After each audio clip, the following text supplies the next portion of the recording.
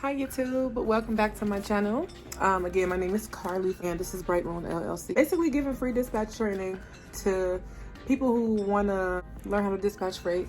I wanted to talk about some confusing terms because I noticed that a lot of people commented under my videos some things that they had some confusion with. I've also gotten emails that you guys are a little bit confused on some of this terminology. So let's get you up to date. Okay, friend, let's get you up to date. The first thing I wanted to talk about is LTL. And to be honest, I'm gonna try to insert every little word in the video, but we'll see. So the first word I want to talk about is LTL, and that means less than truckload. That's basically a partial load. It's not a full load. So sometimes you can get 2 partial loads on your truck and make more money. For you owner operators, that because for new dispatchers, this might be a little too much for you right now, but yeah. So LTL, less than truckload, which means less than a full truckload. Now TL means full truckload, right? The whole trailer is full.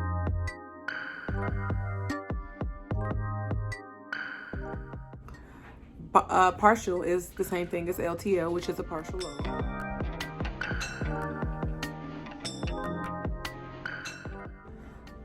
Bobtail is, you guys know how you have the front of you have the tractor and then you have the trailer attached to the truck. So the tractor itself, if you see that not attached to a trailer, that's called a bobtail. So if you're bobtailing somewhere, that means you're just driving somewhere without a trailer attached. Power only means that your carrier, or you the carrier, you only have your bobtail. You don't have a trailer yet. You might be new or whatever the case may be, but you don't have a trailer and you still want to run loads. So basically power only is you can search for power only loads on the load boards. Also with, you know, building relationships, you'll get some loads offered to you. But power only loads are basically you're gonna send your carrier, or you the carrier, you're gonna go to a facility and you're gonna pick up a trailer that's already loaded. So that's power only, and you're gonna take that trailer to, you know, wherever, just like normal. A rate per mile, RPM, rate per mile, that is what your driver is getting paid per mile. Basically, what is the rate per mile? A lot of carriers stay at about $2.50 per mile. To be honest, sometimes it takes about like $1.80 to run a lot of these people's trucks, but $2.50 per mile to make a good profit. So a lot of them like to stay at $2.50, $3 a mile range, depending on the area they are in, because to be honest, it can be unrealistic in certain areas. But anyway, we'll talk about all of that. Rate per mile, RPM. Equipment. You'll probably see that, the word equipment, like what kind of equipment do you have? You'll see that a lot when you go and do research on dispatching, and they'll tell you to ask the drivers what kind of equipment they have, which means like what kind of trailer do you have? So do you have a dry van?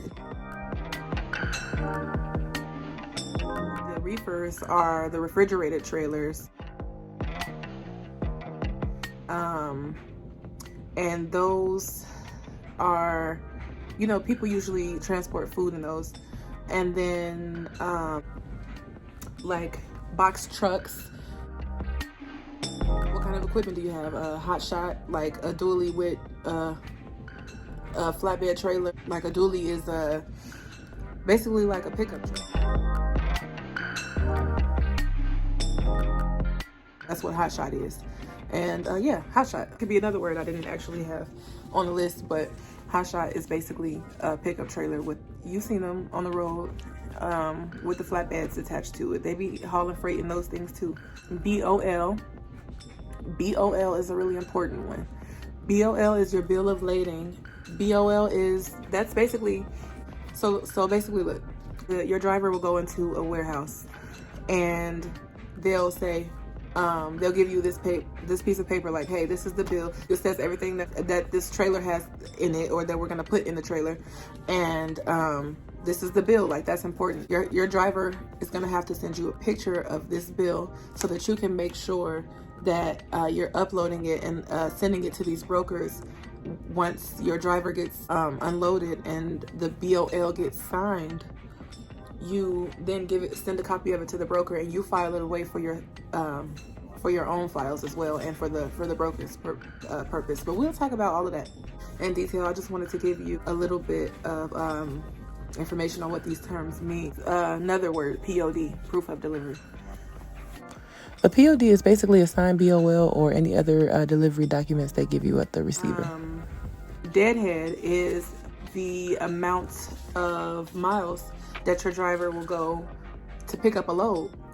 It's basically empty miles. So say your driver they're in a specific area. They have to pick up a load. That load is, let's say, 100 miles away. So they got to drive that 100 miles from where they are. That's deadhead. They're deadheading to pick up that load. They're deadheading 150 miles to pick up that load. That's what deadhead is. Endorsements. Endorsements are basically kind of like upgrades that a driver can get on their license. It's like, for example, hazmat.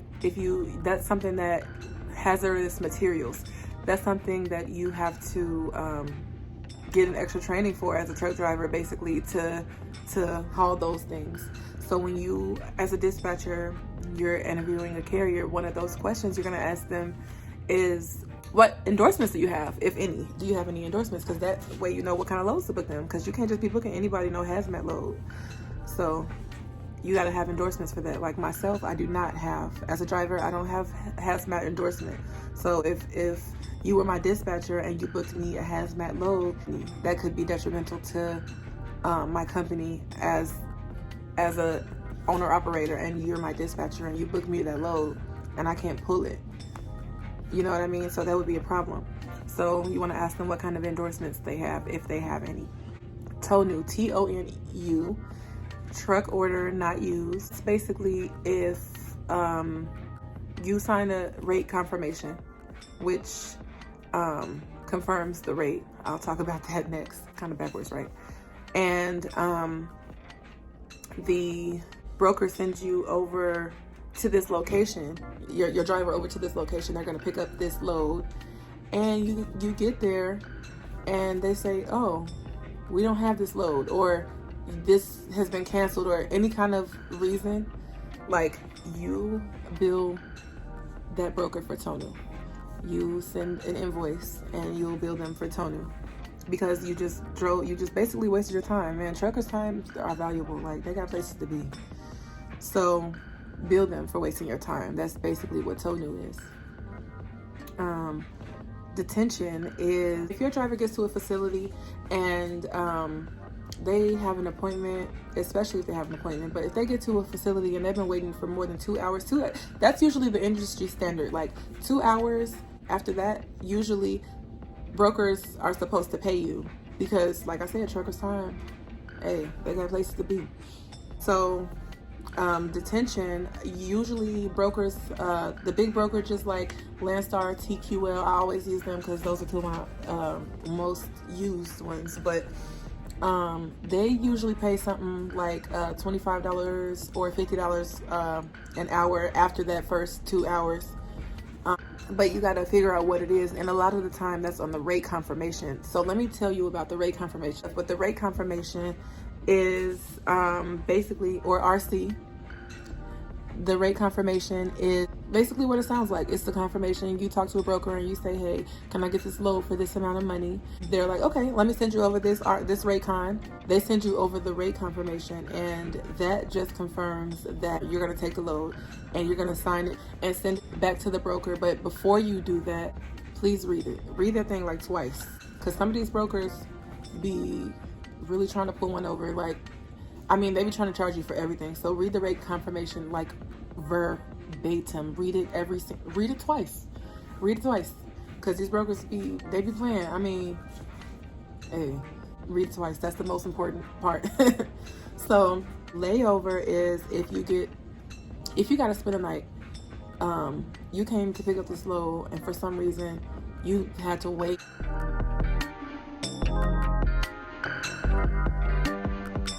your driver has to spend the night now at this place because they couldn't pick up on the day that they were supposed to pick up. So now layover has to be paid. And it varies per broker. I've seen it like 100, 150 for the night, but it varies per the broker. So a lot of the times you can find that information. If you're dealing with a big brokerage, you can find that information. Sometimes it's on their website, but a lot of the times it's on the rate confirmation. And sometimes when you're dealing with the brokers and you email them back, they actually have some of that stuff in their signature because they get asked those questions a lot. So they'll have it at the bottom of the email right when you inquire about a load, or they'll send you a rate confirmation, and before you can even see the rate confirmation, sometimes the layover information, the TONU, detention, all of that information is listed there as well. It varies per broker. Commodity is, you'll hear that a lot when in some of these dispatch trainings they'll tell you to ask, what's the commodity? What is the commodity? The commodity is basically like, what's the thing? Like what's going in the trailer, the stuff that's going in the trailer. That's what the commodity is. Oh, HOS, hours of service. This is very important because as drivers, we have a 14-hour clock to which we can only drive 11 of those hours. This is a 70-hour clock. You want to make sure, we get a 70-hour clock for the week. You want to make sure your driver has enough hours. Say, what's your hours of service looking like? What's your hours looking like? Because you want to make sure before you book them a load, if you've already been, booking loads, then you like 2 loads in, don't book them like a 4-day load because they might not be able, their hours of service might not allow them to drop it off in time. So hours of service is really important. As a dispatcher, you will have to be in contact with you will have to be in communication with the drivers. I've heard of some people some people own the truck and then they get a dispatcher, but they don't want the dispatcher to talk to the driver, which is like weird to me because it just seems like it wastes so much time. Because you want to talk to the driver. I wanted to give you a few rate confirmation tips as well as a bonus. I don't know, I don't feel like I see this enough like on YouTube. This is free information and I just want everybody to be thorough because at the end of the day, you're running people, this is like these people's livelihoods. So you want to make sure you're getting it right. You know what I mean? You're basically running these people's businesses alongside of them, but it really is a really big responsibility. Rate confirmation tips, quick rate con tips. Do not move the truck without a signed rate confirmation from the broker because that paper trail is everything. Don't move the truck without a signed rate confirmation. So if the broker cancels your load after you send the rate confirmation, like I said, you want to bill them for TONU. So you want to make sure your driver is getting compensated for their time. How you can do that is you can create an invoice, or you can ask the brokers for an adjusted rate confirmation before we dropped off their load. So you want to, like I said, verify the rate confirmation more than once.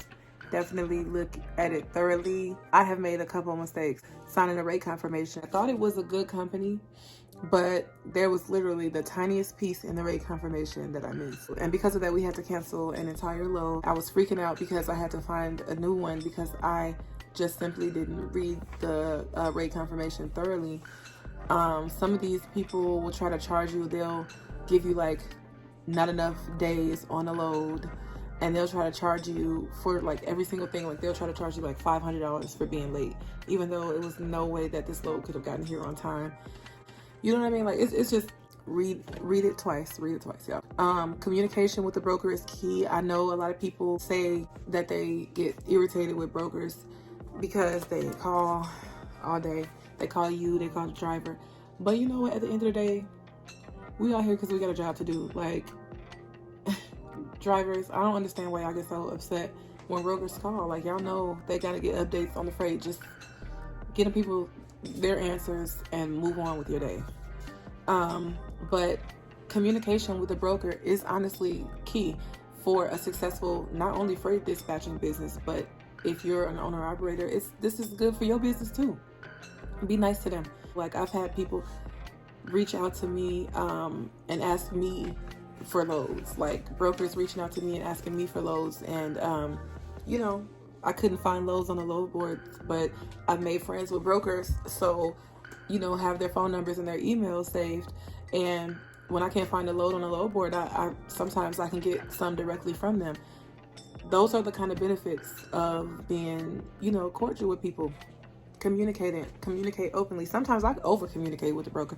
I send, and this is another thing. Make sure you send constant email updates with about what's happening with the freight. Like if there's any delays, any issues, if your driver is sleepy and they need to pull over, let the broker know that, hey, the driver is fatigued and they pulled over to take a nap or go to sleep for the night, and I'll give you an updated ETA as soon as I get one. As soon as you get an update about the freight, let the broker know immediately, because I'm telling you, it's much better to let them know immediately and they make the adjustments that they need to make on their end, rather than you getting fined, or if you are the owner operator, but as a dispatcher, rather than your driver getting fined and stuff like that, just make sure you're communicating any updates about the freight. Because if it's not documented, it didn't happen. Like if you pull over because you had an accident or you had your tire pop, like hopefully that doesn't happen, but just as an example, you don't let the broker know, it literally does not matter. That's not their business. Like, this is your responsibility to say something about it. Just be ahead of the game. Just be a step ahead, so you don't have to worry about just any extra money being taken, because that's coming out of your pocket too. So those are some of the things that I wanted to talk to you guys about. Let me make sure I have everything. It looks like those are all of the terms that I have right now. I actually have quite a few more, but this video is getting kind of long for my liking. So if you can actually comment below some terminology you might be confused about, that'd be great, because it's a lot, and I'm actually compiling some things for you guys. So if you could help me help you, that would be great. So thank you guys for watching yet again another video. I appreciate it. If you have any questions, let me know. Feel free to email me. You guys have been emailing me and asking me about consultations. I will be doing that soon. I have to find some time to set aside because there's so much going on, you guys, but I'm definitely gonna make that happen. So thank you for watching.